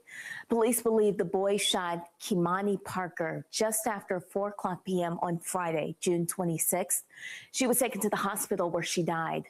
According to Missouri law, juveniles must be 12 years or older to stand trial as an adult, so he will likely be charged as a juvenile. Police also arrested the baby's father, 19-year-old Cameron Pondwell. He is charged with second-degree murder and first-degree child endangerment, resulting in the death of a child, and 2 counts of endangering the welfare of a child by creating a substantial risk. Investigators said that they learned Pondwell allegedly kept the gun underneath a mattress in the home, and the 10-year-old boy was aware of where the gun was stored. And 2 women and a toddler were found dead Saturday night at a Jackson, Mississippi home. Jackson police responded to a call around 10:00 p.m. and upon arrival at the scene, officers located the 3 victims described as a 26-year-old woman, a 30-year-old woman, and a 2-year-old toddler. The Jackson police officials say all 3 victims had been shot multiple times and died from their injuries. A vehicle, a red 2020 Mitsubishi belonging to one of the victims, which had been taken during the crime, had been located at Manhattan Park in North Jackson on Sunday afternoon. Police are processing it for evidence. Investigators are still working to both identify and then locate suspects in the case. No further information has been released at this time. A 39-year-old white man in Newark, New Jersey is facing felony charges after allegedly attacking a 70-year-old black man during a disturbance last week. Police responded to a house on Seacrest Street around 4:50 p.m. Officers found the victim with significant facial injuries after being allegedly assaulted with a 2x4. Investigators said the suspect, Brandon Watts, and the victim, who live in the same neighborhood, were involved in a verbal altercation when Watt used racial slurs and attacked the victim as he retreated toward the side yard of his home. Police said Watt struck the victim from behind and punched him several more times, causing a fractured eye socket, broken nose, and fractured jaw. The attack happened in the presence of a child. Police also tied Watt to a June 1st harassment complaint involving the same victim on the same street. In that case, the victim told police a man threatened him while using racial slurs. And Chicago rapper Twista pleads guilty to failing to pay over $440,000 in income taxes. His real name is Carl Mitchell, and he's accused of failing to pay taxes between 2019 and 2023. Mitchell signed his guilty plea in federal court on May 26th. According to court documents filed on Wednesday, he's agreed to repay the government more than $441,000. The music artist is facing up to 5 years in prison. In Florida, police say a black woman wore disguises to take teaching exams for several educators that happened in Fort Lauderdale. Prosecutors say 37-year-old Cassandra Knowles had been taking exams in person for other people for $1,000 a test over the last 2 years. Well, Knowles runs a tutoring business and had been taking the exams in person for the last 2 years. She allegedly took exams for a teacher at West Glades Middle School in Parkland and a teacher assistant at Parkway Middle School in Fort Lauderdale. Well, she allegedly went to great lengths to disguise herself to look like her customers, changing her hair, her clothes, and makeup to match each person she was testing. In at least one case, Knowles even dressed as a man to take an elementary education exam. Broward Superintendent Howard Hepburn said that the school district will open its own investigation into the accused educators. Knowles is also accused of taking GED and nursing exams on behalf of others. She's charged with an organized scheme to defraud. And a federal jury has ordered the Detroit club and its owner to pay more than $6.25 million to 3 former employees who spoke out about racism. The verdict capped a year-long legal battle. Employees Maya Hooks, Maria Ferrer, and Charles Liss say they were punished for speaking out about the racist treatment of Black guests and workers at the historic private club downtown. The lawsuit claimed the club's owner and former front office manager retaliated against workers who complained about what they believed was race discrimination. Hooks was awarded $7,490 in lost wages, $200,000 for emotional distress, and $350,000 in punitive damages. All right, folks, we told you last week about these absolutely despicable, racist-ass comments that Megyn Kelly had to say about Haitians after the Supreme Court's temporary protected status ruling that said Trump could send 350,000 Haitians and 6,000 Syrians back. This was the despicable rant of Megyn Kelly. And look, this has been going on for over a dozen years. Go home. Get out. We know our country's better than yours. That's because we filled it with our work ethic and our culture and our values. You being here only dilutes it for us, those who built it and live it. And half of you people, more than half, you won't assimilate. We don't want you. We don't care if you're offended. Get out. Go home. Go back to fucking Haiti. Sorry. I'm thinking about our friends in Ohio who've been dealing with these TPS Haitians for years now, who are drunk driving all over their towns and killing people. This is the whole cats and dogs thing. Like, they don't want to live like Americans live. And this was supposed to be it was supposed to be temporary help. And it's turned into another backdoor way of allowing someone permanent residency here. And they take advantage of all of our public services. And Just lying, just spewing absolute bullshit. Well, actress Garcelle Bouveau, who is Haitian American, she clapped back against Megyn. Hi, sak passe. Staying silent in the face of racism and hate is something that I refuse to do. This past week, the lies that have been spewed about the Haitian community, about my community, have been disgusting, deeply hurtful, and dangerous. Now, this is not about politics. It's about humanity. We must condemn this kind of hatred, this kind of racism for anyone. I have always been a proud Haitian immigrant, coming to America, working hard. That's what we do. Coming from gratitude. And I will not sit by and let people talk about my community in any way they want for their own gain. The power we have is the power to vote, to register and vote and stop this madness, this chaos. Haïtiens, c'est pour nous sortir, c'est pour nous voter, c'est pour nous register, c'est pour nous parler avec tout le monde que nous connaît qui ka vote. C'est là nous gain power. I am not going to sit by. It's just not okay to treat people like this. We're supposed to be uplifting each other. From our leaders to our neighbors. This has got to stop. And we have to do something about it. We can't just sit by. Thanks for listening. Register to vote. We have 50-something days. Go out and vote. We need to stop this chaos. You know, I'm glad that she said what she had to say, Jolanda, because when you have these bigots like Megyn Kelly, significant viewership on YouTube and following as well, they should be challenged, corrected, because what she said were lies. The Republican governor of Ohio made it clear that they want those Haitian workers there because they're doing jobs that white folks in Springfield are not doing, and that city was dying. And so it's just, but all of this is just showing, exposing exactly who the bigots are every time they open their mouth. But I mean, one of the things that confused the hell out of me was when she said, like, leave those of us who built this. Who? White people? White people ain't built this country, like, for sure. And Trump has just made it okay for them to demonize any country that's black. And they can say anything and people believe it.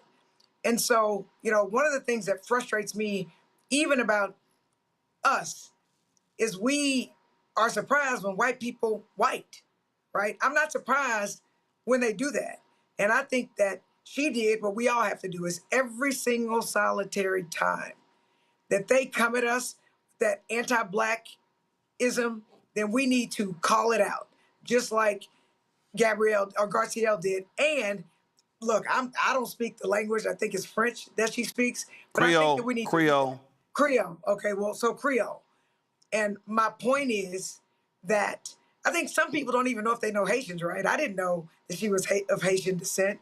And I think that when people who are the target of this anti-blackism speak out, some people don't know they know us. And so I just think it's very, very important. But they're racist. White folks is open season on anybody black. It's Haitians now. It's going to be somebody else later. So if we don't check her with Haitians, the next thing you know, they're going to be coming for us.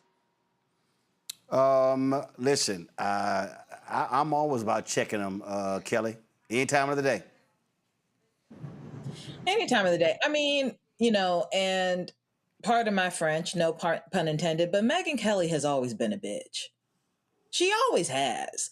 And the fact that nobody loves her enough to tell her that side ponytails, you know, should have stayed in the early 2000s, really late 90s. I mean, no one in your camp loves you enough to tell you and guide you out of your stupidity. I'm not taking anything that she has as fact, as golden, as something to be respected or you know, revered in any way. I truly forgot that she existed before this clip because, again, I do my best to ignore ignorance. And she is just the talking head for bitch-made behavior as far as I'm concerned. So, you know, I do my best to keep this, to keep my world, you know, insulated from the caucasity of today. And it is unfortunate that she is the talking head for such things. Again, we know what she said is not fact. We know what she said comes from a place rooted in hatred and, frankly, jealousy, because God forbid her ancestors were able to overcome and triumph over the adversity that Haitian Americans have done. If anything, she perpetuated the vitriol that Haitian Americans had to endure. I would be embarrassed by that too. I would be embarrassed and wear a ponytail like that too if I came from stock like that. So again, you know, I don't listen to bitches. Like I just don't. Velma? Listen, Megyn Kelly should know exactly how I feel about her. And it's not surprising that she don't even know her own history. Like, the history we know about Megyn is she made her millions off putting an end to laying on her back. Something that white women are used to doing, which is how they have attained certain levels of success. That's their identity. That's their DNA. And well, she was a part of. You had that whole issue at Fox News. There were no. I don't recall any stories saying she slept with Roger Ailes. But no, that's not what I said. Yeah, that's not what I said. When I said she put an end to laying on her back. Okay. So that's just the reality of what we deal with these type of white women in corporate America. They don't have a understanding of what this country really stands for. African Americans built this country. I looked pretty on healthy our on the backs, outside, but this scam through our generations of labor, through the sacrifices that our ancestors made, through pain, our resilience, and survival mode. Now, the one thing that she continues to do is try to rob what history says about this country to make it fit her narrative. So when she wakes up in the morning, it's not surprising to me that she doesn't like herself. She lives inside of a person that hates everyone, when the reality is she hates her own self. Because no one that loves themselves and then pours into themselves will talk and speak such nastiness about other human beings and a country taking rights away that we worked hard to maintain and receive. And it doesn't change the fact that she says these things. The only thing I would say to an individual like that is, when it's your time to go and stand next to immigrants, and you have to stand next to them in the eyes of God, let's see what his response is. Will it be job well done? Or your job was never finished? Oh, it's going to be none of that for Megyn Kelly. And so she deserves to get called out anytime. And again, that was an absolute, just shameful, despicable racial attack that she issued. And so, yeah, she can go to hell. And frankly, Megyn, you can take your ass back to where your people came from, because the people who only can claim this land are Native Americans. So why don't you go to fuck back? Just saying. All right, y'all. Today, Bishop William Barber's repairs of the Breach Poor People's Campaign continue their Moral Mondays here in Washington, D.C. Bishop Barber had been traveling in Germany for the past week, speaking to churches from all across the country. This was Bishop, this was right here, folks, Alan O'Neill Jackson, who was speaking today. Check this out. Thank you, Dr. Broom, Bishop Barber. I come today, my brothers and sisters, standing with you in the public square, this public pulpit, with a heavy heart. Over and over in our sacred texts, we are reminded, when the stranger sojourns with you in your land, you shall not do him wrong. You shall treat the stranger who sojourns with you as the native among you, and you shall love him as yourself. For you were once strangers in the land of Egypt. Cursed is anyone who withholds justice from the foreigner. And the words of Jesus, for I was hungry and you gave me something to eat. I was thirsty and you gave me something to drink. I was a stranger and you invited me in. And yet we have this immoral, shameful, unjustifiable decision from the Supreme Court to end the temporary protective status for more than 1 million of our Haitian and Syrian brothers and sisters who have fled war and disaster and now told they must be on the next plane back. With this immoral, shameful, and unjustifiable decision, asylum seekers can now be turned away at the door, sending the most vulnerable back toward the danger they ran from. This is an immoral, shameful, unjustifiable decision, egged on and plotted and celebrated by this administration. And so I come today to this public square, this public pulpit, with a heavy heart. I stood a few years ago with Bishop Barber and others in Springfield, Ohio, with the Haitian community, when they had been dehumanized and demonized and otherized and accused of eating dogs and cats by the current occupant in the White House.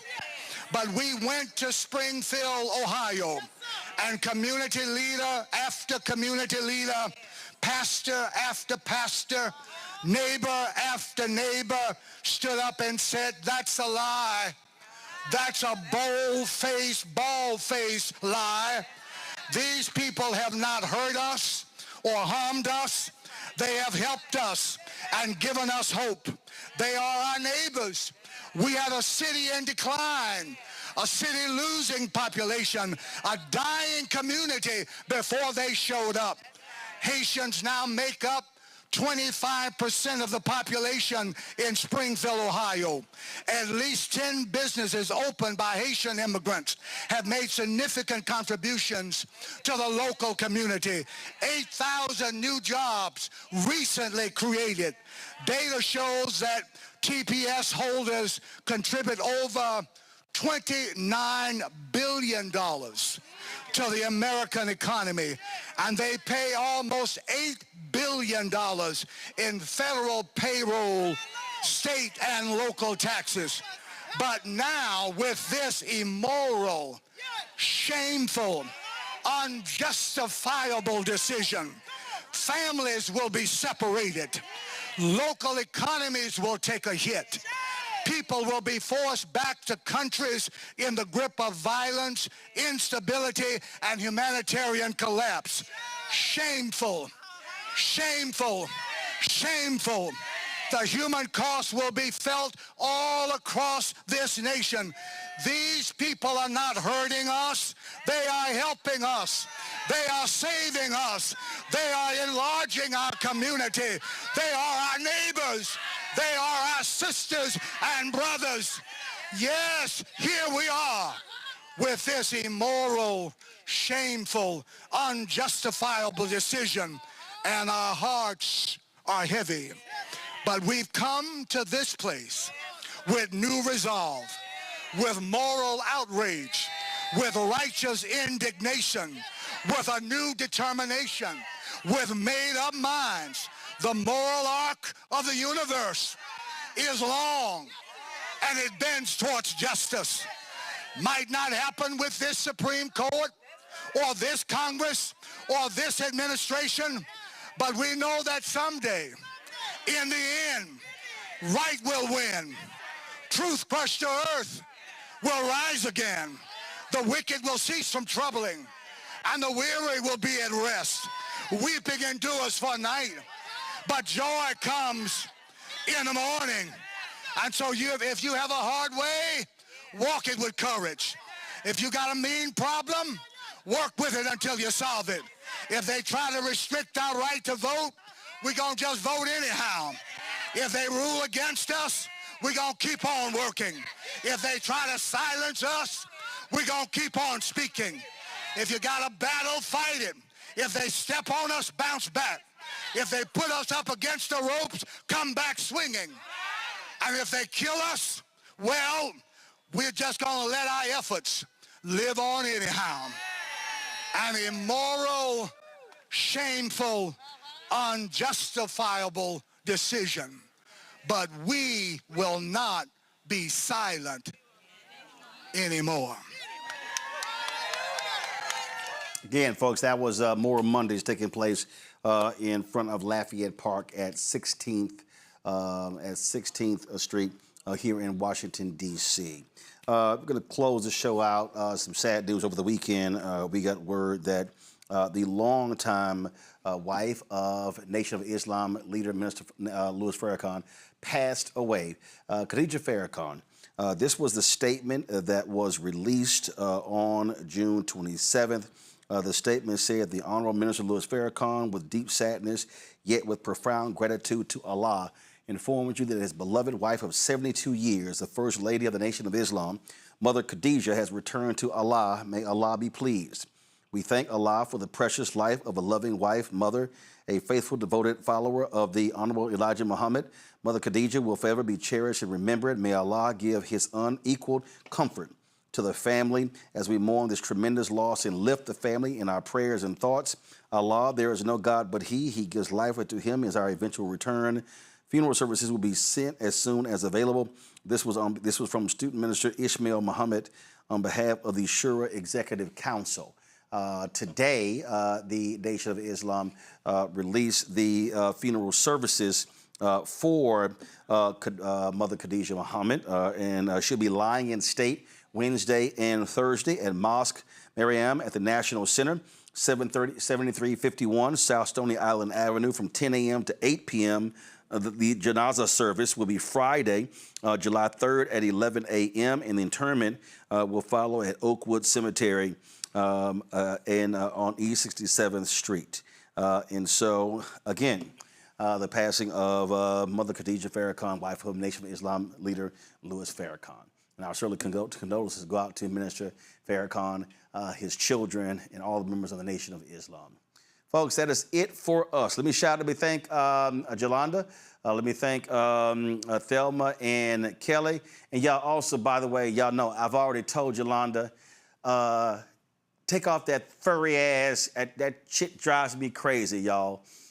Y'all need to understand, it drives me crazy when I see these damn content creators, influencers doing videos. Just let me explain something to y'all, okay? Jolanda, go ahead, lean in. Why you calling me out like that? Let me explain something to everybody who's watching. I want y'all to understand, okay? Jolanda, take that little furry thing off, okay? No, I need people to understand. Y'all, that little furry thing that you're seeing, that gray and black, no, I want you to hold up to your camera.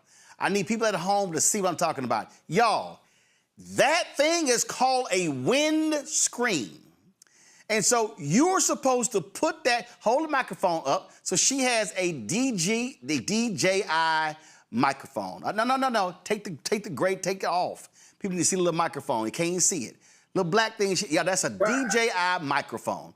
The windscreen comes off, okay? So here's the deal, okay? That little windscreen, that's for when you're outside and it's windy. Jolanda ass is sitting inside. The only wind is coming out her mouth. Ain't no wind inside. Do y'all, I'm telling you, it drives my ass crazy when I see these people on Instagram and TikTok and Twitter and fan base, and I'm like, it's a goddamn windscreen. Your ass indoors. Lesson learned. AC or something, bro. You don't know her environment. I know it ain't windy. Listen, what if she has a fan on? What if she's trying to, If she had a fan on, Kelly, we would have heard a loud-ass fan and audio would have said, turn the fan on. No, we wouldn't because you had the windscreen. Now, see? Kelly, let me explain something to you. Hold up. Black women support No. I ain't believing no black woman. I ain't believing no black woman who don't know shit about TV. Okay? So stay in your damn lane. Your ass with the law school. Hold up. Your ass been a lawyer don't mean you know TV. Okay? Let's be real clear. I bought the thing you texted me. This is what I use. I bought it. I will have it tomorrow. Y'all done? She can only do so much. Before I was a lawyer. I studied broadcast. I know exactly what you're talking about. Okay, baby. First of all, Kelly, when you studied broadcast, DJI did not exist. Oh my God. And I know it now.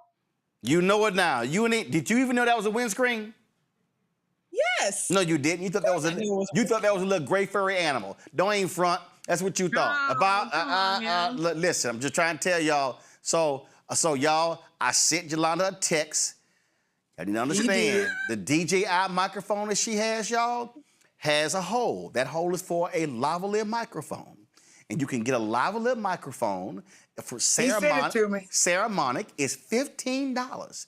And you can plug that. Otherwise, if you clip it on, you got a big black ass block. And say, I don't even like that big old block. So I have in my bag.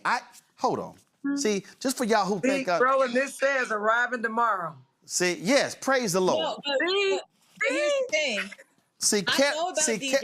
I don't see y'all. Let me tell y'all something. His advice. I don't. You won. Shouldn't you be quiet? See, you won, Roland. No. Take it off. This is for ordering the it. this I'll is get it for tomorrow. this is for the benefit of those also watching. Okay? Okay, so this ain't just your ass. So I just want y'all to understand. See, I have right here, I keep DJI microphone right here, and then in fact, listen, I have a white shirt on, so if I need to do an interview and record, boom, I use my white DJI microphone. But see, I'm not a particular fan of this. Yeah, see, Jelana like, ooh, I didn't know they had white. I saw your face. I saw your face. See, that's why y'all need to pump y'all brakes. So petty. That's why y'all need to pump y'all brakes and let this master class teach y'all something. And so, yes, Yolanda, you wear a whole bunch of white, so they actually make a white DJI microphone. And so that way, and then, Yolanda, I will send you the link. Ceremonic Yolanda also makes a white lavalier. So they have a white lavalier and a black lavalier right here. Boom, you all good. And so that's how this works. And yes, this little windscreen is right here. Y'all see, I ain't even opened the damn packet because I don't wear the shit indoors. I'm good. Do you feel better? Yeah, I saw he That was, giving you know it what, back the about teachable that phone moments, earlier. Roland. Because it was on your chest.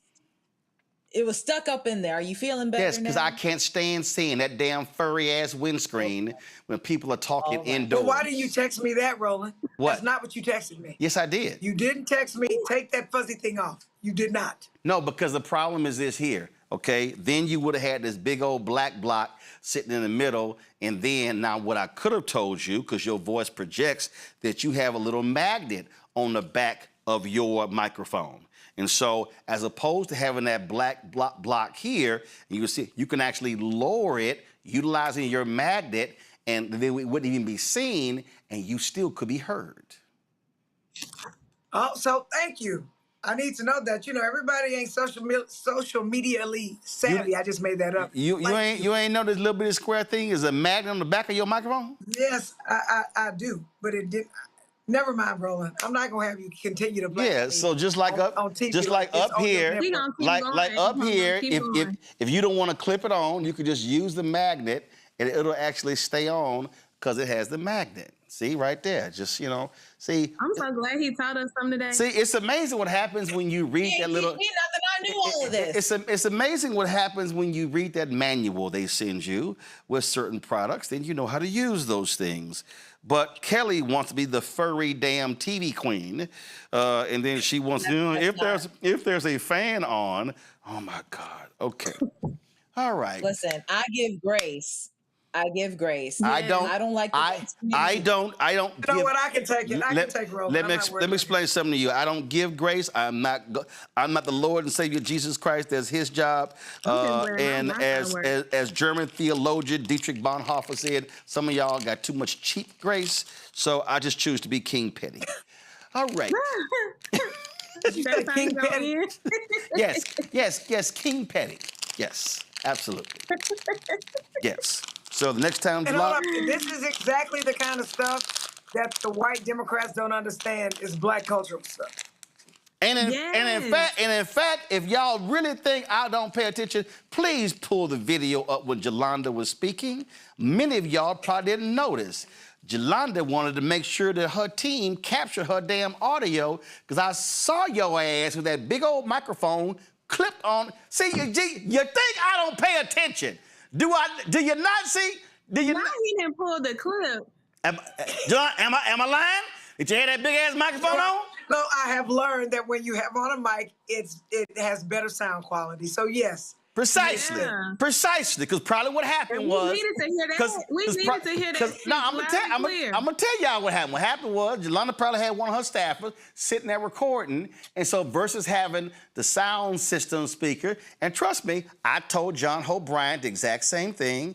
I told Ben Crump the same thing. I said, stop posting them goddamn videos. We got badass audio. I said, get your ass a DJI mic, put it on the damn podium. I'm just letting y'all know I did. I said, put it on the podium or wear it so we can have some quality audio. Because in the TV business, I learned something with that too. Okay. In the TV business, the two most important things your ass better have: quality audio and quality lighting. That's when I see an independent movie, I can always tell when they didn't have much money. When the audio and the lighting is bad. I'm just saying. And I bought all these things because Roland did tell me to buy them. This is true. I was like, but he literally did tell me where to put stuff. He didn't tell me I could sit it on a desk. Okay, he didn't have to. That's on you, Roland. Like, he ain't tell me none of that. Because I would have thought you would have read the manual. Okay, we are done with this DJI microphone video masterclass. So yes, let me thank Furry Kelly Bethea. Let me thank Thelma, and then let me thank Jolanda Furry Microphone Jones. We appreciate it. Thank you so very much, folks. That's it for us. Please support the work that we do. Join our Bring the Funk fan club. If you want to contribute to the show via Cash App, use the Stripe QR code. You see it right here on the screen. That, of course, is also for credit cards, and so you want to utilize that. Checks and money order. I'm going to go to the mailbox tomorrow, so y'all calm down. And so I told y'all, when y'all send them checks and money order, listen, you can't be thinking it's going to get deposited, in 2 or 3 days, okay? Because we got to go to the mailbox. We got to get them. We got to open each envelope. I got to pull it out, separate the notes that y'all give from the check and the money order and the envelope. I got to sign the back of it, take a picture, deposit it. Not all money orders can be deposited that way. Then I got to sit here and actually type up the names of the donors, put it on the list. There's a process here. Give a brother some time. And yes, I'm the one who personally does that because I don't trust nobody else with y'all money. Checks and money order, make it payable to Roland Martin Unfiltered, P.O. Box 57196, Washington, D.C. 2003 7-0196. Why are we showing that right now? I'm still on the money. Can y'all slow down? Can you go back to the previous graphic? Thank you, okay? Y'all messing the money up, okay? Interns, that's how y'all gonna get paid. I will gladly stop payment on y'all checks, okay? All right, again, checks and money order, make it payable to Roland Martin Unfiltered, P.O. Box 57196. Y'all lucky I didn't name the intern who did it. See, I'll get real petty. P.O. Box 57196, Washington, D.C. 2003 7-0196. PayPal's R Martin Unfiltered, Venmo RM Unfiltered, Zelle, Roland at RolandSMartin.com, Roland at RolandMartinUnfiltered.com. Hey, y'all who on YouTube, hit the damn like button. Y'all been bullshitting all day. We should easily get 1,000 likes. Y'all playing around. Let's hurry up and get it done before I leave. Download the Black Star Network app. We're closing in on 200,000 downloads. Apple phone, Android phone, Apple TV, Android TV, Roku, Amazon Fire TV, Xbox One. We dropped the Xbox One because wasn't nobody watching over there. Amazon Fire TV, Roku, Samsung Smart TV. Be sure to get our Roland Martin Unfiltered swag, hats and T-shirts, all our great merchandise. And in fact, hold on, let me do this right here. Y'all, we were in, where was I just at? Oh, I was in Ohio. Was I in Ohio doing this? Hold on one second, y'all. I told you I was gonna do this here. So we were, I spoke to the preachers on Saturday. And of course, I ran into some folk who were there, who were rocking the Roland Martin Unfiltered shirts. And so I appreciate it. Also, when I was in Ohio for the State of Black America, I saw some of y'all there as well, rocking the Roland Martin Unfiltered shirts. I appreciate that. It's always good to see y'all when y'all wearing y'all gear. I told y'all, if you are rocking our gear, post on social media, tag me, and I will personally show you on the show. So I am honoring my word. Give me 1 second. I'm about to, let me stop this screen mirror. Here you go. All right, so let me send it right now. So what I'm doing is I want to show, I saw this. This is a sister I ran into on Saturday. Ran into her. My bad, I did not get her name. I should have gotten her name. But first, when I spoke in Ohio, on last Monday, had a great time there with Congresswoman Joyce Beatty. We had a great time. I ran into this brother here. Let me see, hold on 1 second, I'm almost there. We got it. All right, I want to shout out this brother right here. I didn't reverse it. I shot this with my other phone. And so he was rocking our Don't Blame Me, Voted for the Black Woman shirt. And then on Saturday, ran into this sister right here. She was rocking her shirt as well. So I appreciate both of them rocking our gear. Don't forget, again, if you want to get your Roland Martin Unfiltered swag, Black Star Network swag, go to shopblackstarnetwork.com. Shopblackstarnetwork.com. Then, of course, all these products you see over here, these are all Black-owned products, y'all. All these products right here, as I'm walking over, everything that you see right here, and we got chips and animal treats. We got hair care products, car wash solutions. We got sauces. We got Black-owned toilet paper and tissue here. We got backpacks. We got the nursing gear they wear, stuffed animals. We've got watches, jewelry, skincare, hair care. All of these, everything that you see right here. These, of course, these bags right here. The toiletry bags right here. All of this stuff. We got, we got crossword puzzles. We got all this good stuff. All these Black-owned companies are available at shopblackstarnetwork.com. And remember, when you support these products, you also are supporting this show as well. We got these candles that smell like your favorite desserts. We got these bourbon, it's called Pieces of Love. These bourbon-infused pecans right here. I mean, we got these candles right here as well. And so, man, we got some great stuff. So I want y'all to go to shopblackstarnetwork.com. When you buy products, any of these products, you're supporting them, you're supporting us as well. So I appreciate it. Shout out Clark Atlanta University. I'm rocking y'all polo today on the show. I certainly appreciate it. Folks, that's it. I'll see y'all tomorrow right here. Roland Martin Unfiltered on the Black Star Network. Holla!